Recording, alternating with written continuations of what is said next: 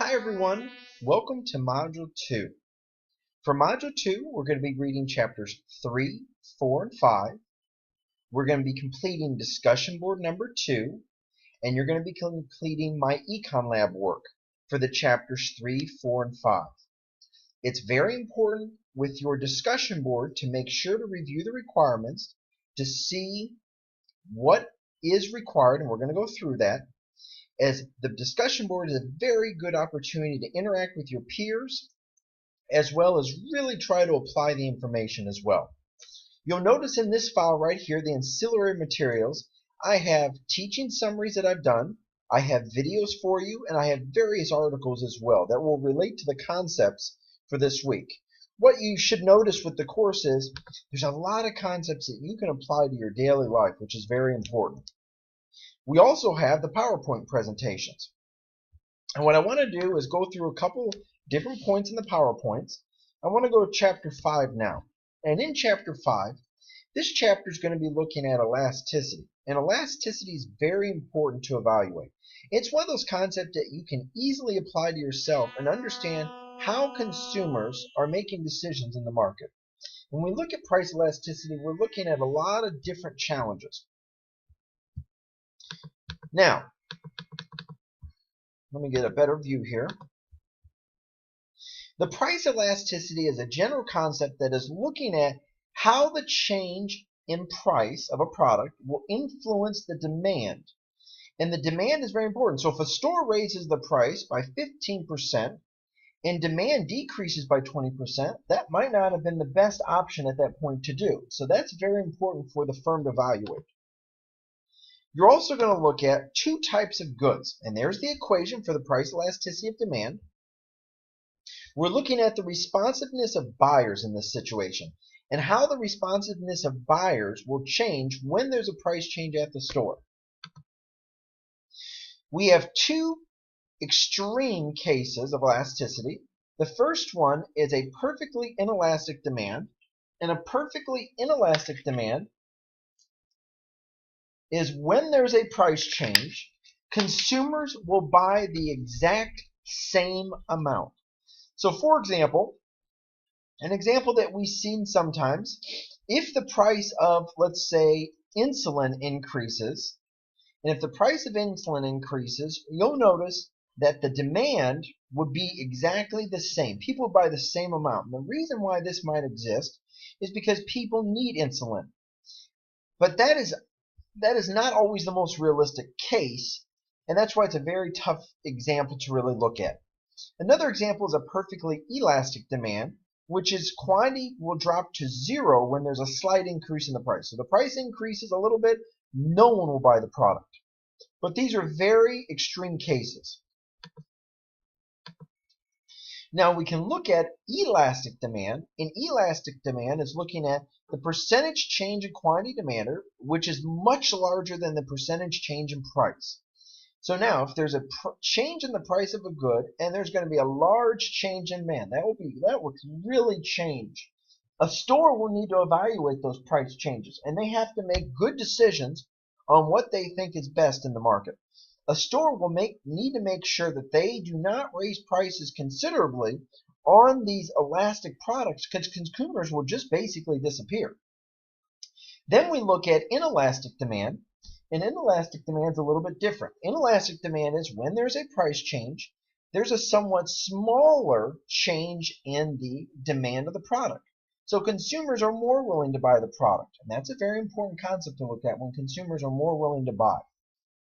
So you'll notice that stores are going to be pushing the price of inelastic products up more compared to elastic products, because consumers are not as sensitive to price change of inelastic products.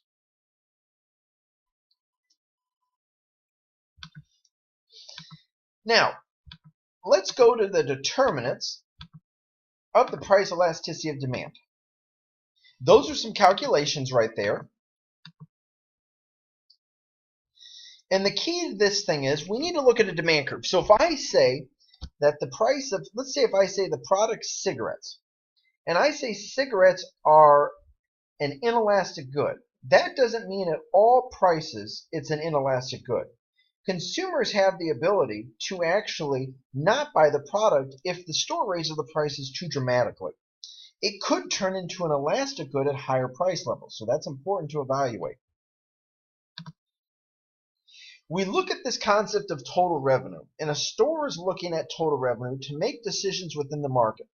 And what I mean by that is a store will evaluate how to price the products. So now, if a store is selling an inelastic product and they raise the price of an inelastic product, consumers will probably buy the product. An example of an inelastic good would be cigarettes, alcohol, gasoline. Those are good examples of inelastic products. And when we look at inelastic products, consumers will continue to buy them. And when they continue to buy them, the store will bring in more revenue, which is very important to evaluate. Now, if you're selling an elastic product and you raise the price of an elastic product, consumers might disappear and not buy the product at all, which will mean that total revenue will decrease. Both of these are very important for stores to evaluate. You need to know what you're selling. When you can estimate what you're selling, it'll make a better decision in the market. So we have to understand this implication. What is the store actually selling? The determinants of elasticity are also very important. The first determinant of elasticity looks at substitutes. The more substitutes that are available in the market, the more difficult or challenging it is for firms to raise their prices. So when there's more substitutes available in the market, firms will not be able to raise their prices as much, and they're going to be selling more elastic of goods. However, if there are no products in the market, firms are more easily able to raise their prices, and when they're able to raise their prices, this will create the ability for them to price them much higher. Then you have what's looking at is the amount in your budget, and the budget's very important to look at. So a product that is a large percentage of my budget will be more elastic because I have to really make a decision on whether I should buy that or not. And when it's inelastic, it's a smaller portion of my budget. So I don't really mind the higher increase in price. I don't think about it as much. Another determinant of elasticity is looking at time. Now the time dimension is very important. When there is more time involved in searching for a particular good or service, you'll notice that we have more time, so we're very sensitive to price changes. And when we're more sensitive to price changes, prices could increase more. And then we also look at, let's say we have no time to shop for a good, and if we have no time to shop for a good, and we have to buy it today, and the store raises the price on it, it's going to be more inelastic at that point. So we look at the example right here, when we look at elasticity in smokers. You'll notice that the government likes to raise taxes on both alcohol and cigarettes. That's very important to them. When you raise taxes on alcohol and cigarettes, that creates a lot of opportunities for them to actually buy more of them, and the government can raise revenue as well. So that is where the government tries to look at. Where can they raise taxes on these inelastic products in the market? So that's the concept of elasticity we're looking at this week. Let's go to the discussion board and let's look at the requirements for this week. For the discussion board this week, make sure to have your first peer response by the first Thursday of the module opening, the first week of the module. You're going to have 2 peer responses by the end of the module, which could be the second week, which can be to any question I post or any of your peers as well. And then you're going to make sure in your initial post that you have 3 to 4 paragraphs, APA formatted in-text citation and reference to support your work. Now let's look at the question.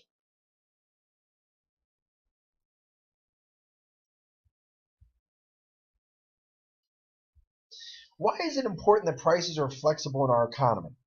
Do you think the government should control the level of prices? So you'll notice in our economy, prices are always fluctuating. But should the government control prices in our economy? Now, how do you explain the law of demand? Now, the law of demand is an inverse relationship between price and quantity demanded. So now, if it's inverse relationship between price and quantity demanded, will consumers buy more or less when the price increases? So try to apply it to a recent purchase that you've made. And then you want to analyze two goods and services that are elastic and inelastic, and tell me why that you think they're inelastic or inelastic based off the market characteristics. Now, if you'd like, I'm more than willing to pre-grade any of your work. Just send it to me through email. But I look forward to your effort, and I wish you the best.